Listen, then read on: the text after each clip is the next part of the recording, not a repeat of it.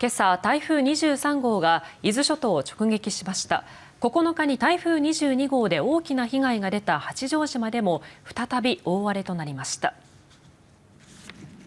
台風23号は強い勢力で今朝、伊豆諸島南部を通過し、八丈島空港では午前6時過ぎに最大瞬間風速 42.7 メートルを観測しました。